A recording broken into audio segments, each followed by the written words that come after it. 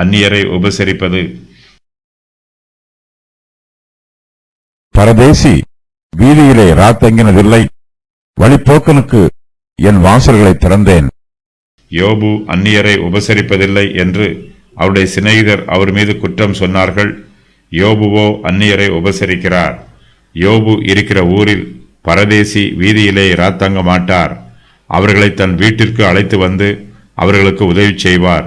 யோபு வழிப்போக்கனுக்கு தன்னுடைய வீட்டு வாசலை திறந்து கொடுப்பார். ஆகையினால் அவர்கள் வீதியிலே ராத்தங்காமல் யோபுவின் வீட்டிலே தங்கி ஓய்வெடுப்பார்கள்.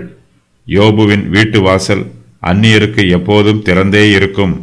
யோபு வீட்டிற்குள் இருந்து வழிப்போக்கர் யாராவது வீதியில் போகிறார்களா என்று பார்த்து கொண்டிருப்பார்.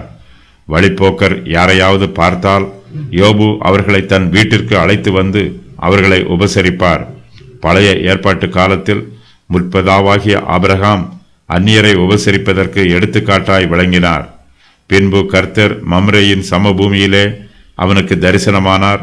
அவன் பகலின் உஷ்ண வேளையில் கூடார வாசலில் உட்கார்ந்திருந்து தன் கண்ணை ஏறெடுத்து பார்க்கும்போது இதோ 3 புருஷர் அவனுக்கு எதிரே நின்றார்கள். அவர்களை கண்டவுடனே அவன் கூடார வாசலில் இருந்து அவர்களுக்கு எதிர்கொண்டு ஓடி தரை மட்டும் குனிந்து, ஆண்டவரே, உம்முடைய கண்களில் எனக்கு கிருபை கிடைத்ததானால் நீர் உமது அடியனை விட்டு கடந்து போக வேண்டாம். கொஞ்சம் தண்ணீர் கொண்டு வரட்டும். உங்கள் கால்களை கழுவி மரத்தடியில் சாய்ந்து கொண்டிருங்கள். ஆதியாகமம் 18:1-4 வரை. நீங்கள் உங்கள் இருதயங்களை திடப்படுத்த கொஞ்சம் அப்பம் கொண்டு வருகிறேன். அப்புறம் நீங்கள் உங்கள் வழியே போகலாம். இதற்காகவே அடியேன் இடம் வரைக்கும் வந்தீர்கள் என்றார். அதற்கு அவர்கள், நீ சொன்னபடி செய் என்றார்கள். அப்பொழுது ஆபிரகாம் தீவிரமாய் கூடாரத்தில் சாராளிடத்திற்கு போய், நீ சீக்கிரமாய் 3 படி மெல்லிய மாவு எடுத்து பிசைந்து அப்பம் சுடு என்றான்.